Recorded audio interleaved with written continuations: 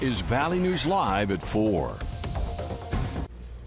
Good afternoon and happy Friday, everyone. Another casualty of our smoky skies. All pools in Fargo, West Fargo, and Moorhead are closed today because of the unhealthy air quality. The NDSU Climate Office is calling it unprecedented. Here with the latest is meteorologist Nathan Hopper. Nathan.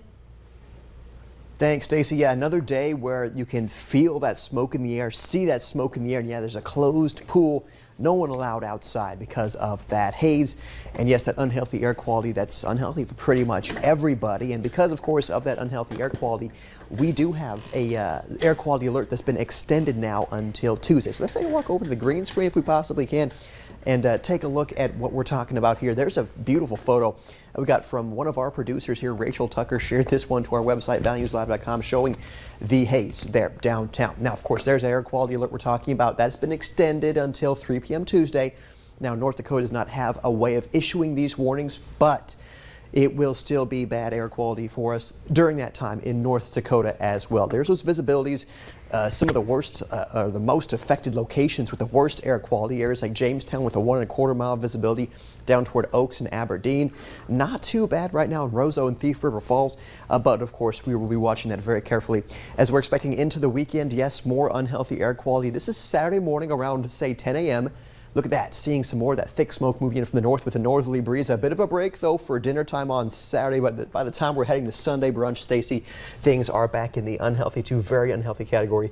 So, of course, we'll be watching very carefully, of course, that. But we'll update folks more what they can expect for the weekend in a few minutes. All right. Thanks, Nathan.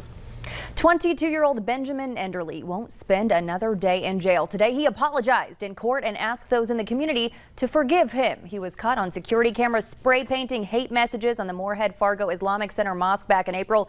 Today, a Clay County judge sentenced him to 5 years of supervised probation, as well as 40 hours of community service at a minority nonprofit. Our community has become hypersensitive, paranoid, and untrusting of even innocent passers-by who look like you. Now tonight on Valley News Live at 5 and 6, hear from more members of the mosque who say what Enderly did has changed the way they live and worship. Grand Forks police are concerned about opioid overdoses. They say so far this year there have been 37 suspected drug overdoses and 3 overdose deaths. Between police and the fire department, they've had to deliver Narcan almost 30 times. Authorities say the increase in overdoses is from counterfeit oxycodone pills that are actually fentanyl. If you or anyone you know is in need of support to address their drug addiction, there is text-based support available at 701-335-6051. A man will spend 15 years in jail for his shooting and meth conspiracy on the Spirit Lake Reservation. 27-year-old Mark Taylor Jr. from Minneapolis was found guilty of conspiracy to distribute, possession with intent to distribute meth, and possession of a firearm by a convicted felon. This stems from an incident back in May 2019. The BIA says he ran from the scene of a car crash where police found bags of meth and a scale. Less than a week later, officers say Taylor threatened people inside a home with a firearm and shot it multiple times.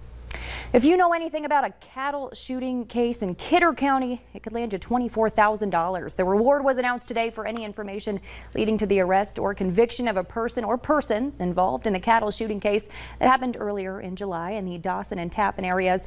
If you have a tip, call the sheriff's office. A missing boy from Mountain, North Dakota has been found. The Pembina County Sheriff's Office has been looking for Jacob Knutson for days. He was found safe late this morning in the area of Crystal and Mountain. The Sheriff's Office is still asking that if you see him, let them know. The U.S. is falling behind other developed nations in vaccination rates, despite the wide availability of the vaccines in the country. That, health officials say, is part of the reason the Delta variant is spreading so quickly throughout the states. Skylar Henry has the latest from Washington. New data from the CDC shows the Delta variant of the coronavirus is much more contagious than previously thought. CBS News has confirmed a Washington Post report on an internal CDC document that says the Delta variant may spread as quickly as chickenpox. CDC Director Dr. Rochelle Walensky referenced the report during her interview with CBS This Morning on Wednesday. New data that we've seen just in the last several days, but corroborated several times, is that if you are vaccinated and you are one of those rare breakthrough infections, you actually have the capacity to pass it to somebody else. The document states the CDC must publicly publicly acknowledged the war has changed. It argues the agency has struggled to persuade the public to embrace vaccination and preventative measures such as mask wearing. The Post reports Dr. Walensky privately briefed lawmakers about the content of the report this week, and the new data helped prompt the new CDC mask guidelines.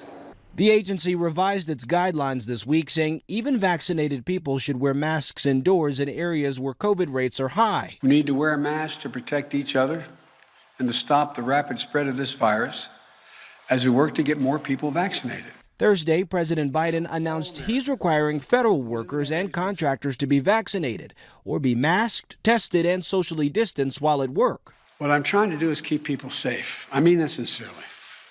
So, if in fact you're unvaccinated, you present a problem to yourself, to your family, and to those with whom you work. The Pentagon announced the military will follow the same rules and may eventually require all troops be vaccinated.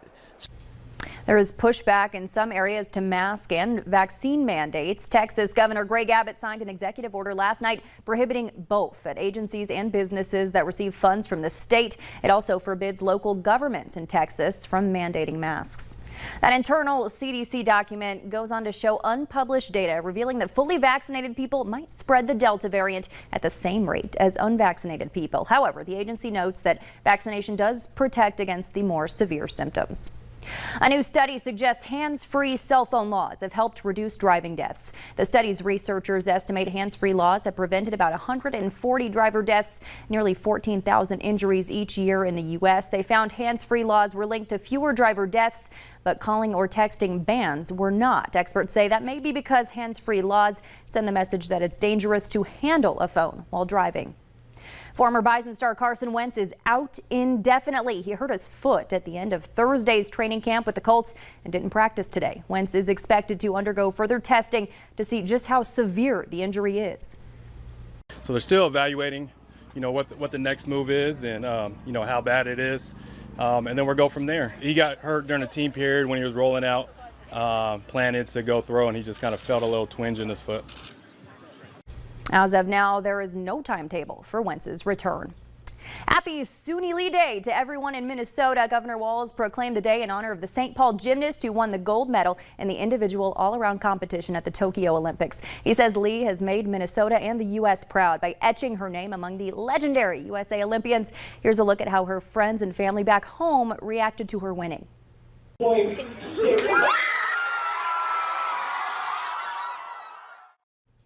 Just awesome. Lee is the first Hmong American Olympian to bring home a gold medal. The 18-year-old became the 5th straight American woman to claim the Olympic title in the women's gymnastics all around. The first thing she did after that big win, call her mom and dad. Hey, all week, Valley News sports reporter Devin Fry has been trying out some Olympic sports from ping pong to basketball to golf. You can check all that out on our website. But we're in for a treat tonight. Rock climbing for today's Olympic highlights and a look at Devin trying not to hurt himself. Join us tonight on Valley News Live at 6. The Sweet Sound of Blues is making its way to the Newman Outdoor Field this weekend for the Fargo Blues Fest. Make sure to bring your lawn chairs as you face center stage. Something new this year, the Budweiser side stage will also play music throughout the festival. The performers tell us they want to change the stereotype of blues music.